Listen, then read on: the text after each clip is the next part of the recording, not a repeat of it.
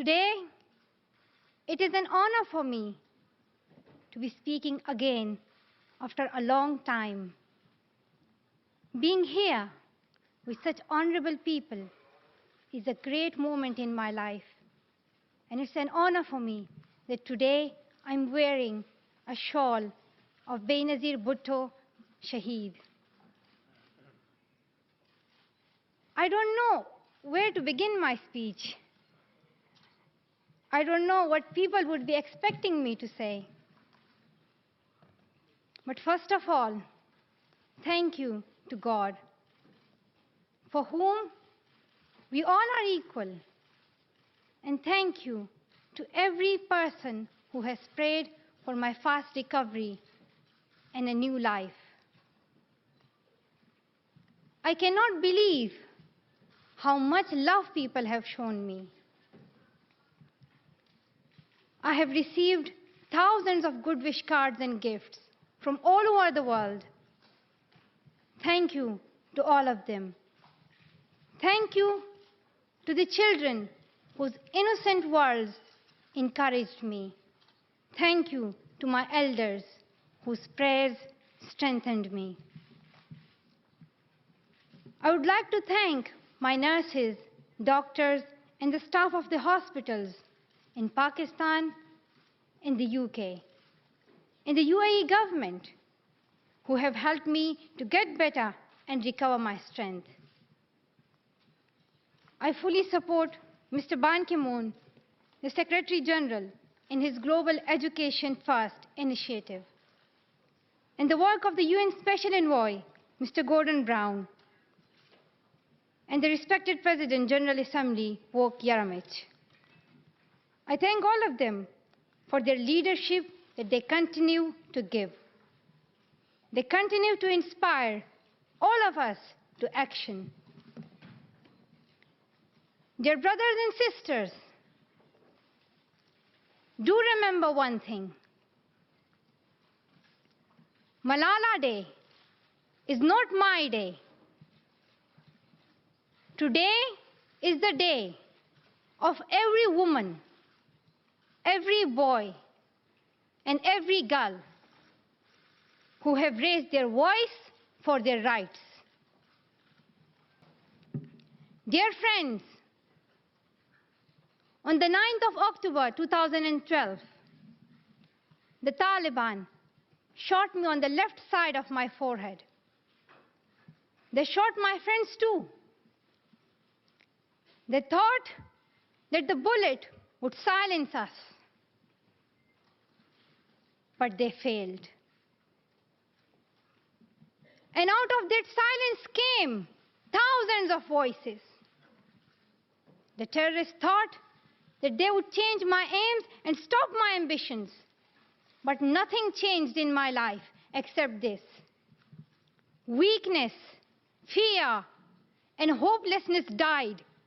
Strength, power, and courage was born. I am the same Malala. My ambitions are the same. My hopes are the same. And my dreams are the same. Dear sisters and brothers,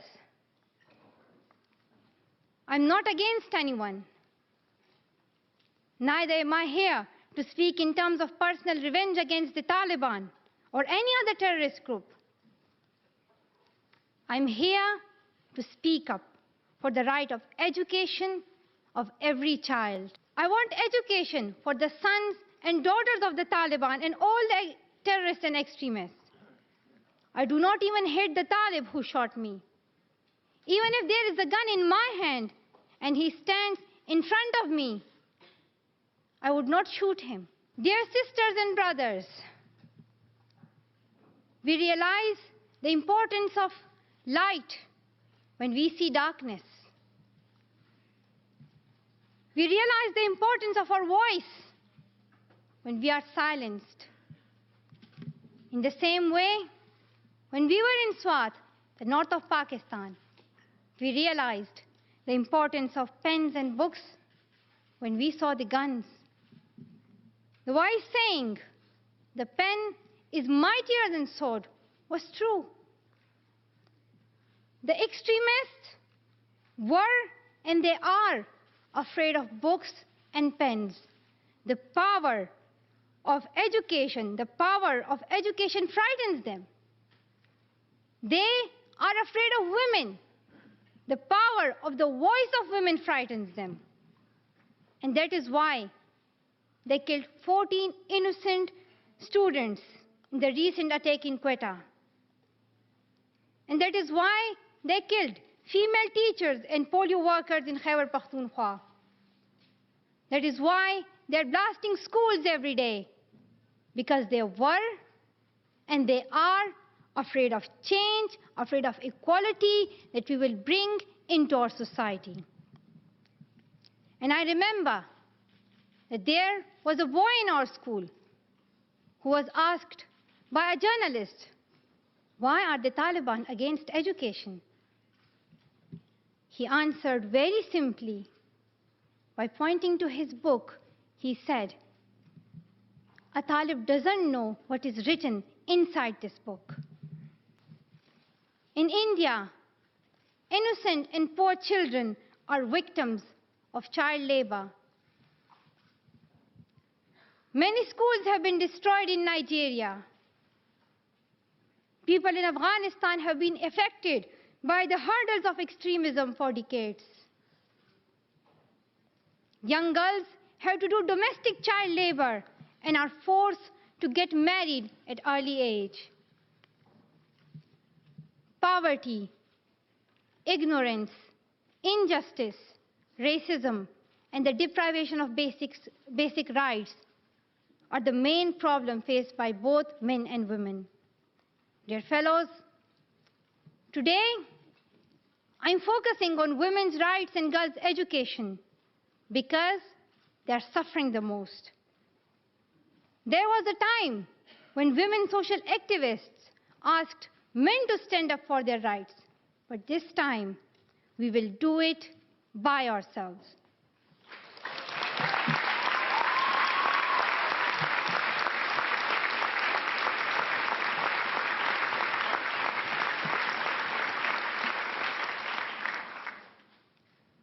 I'm not telling men to step away from speaking for women's rights.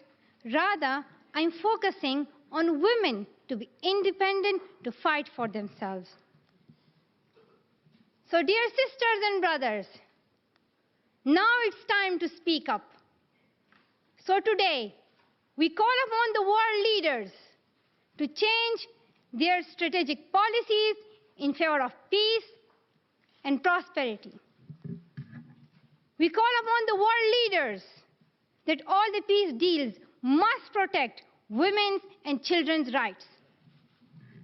A deal that goes against the rights of women is unacceptable.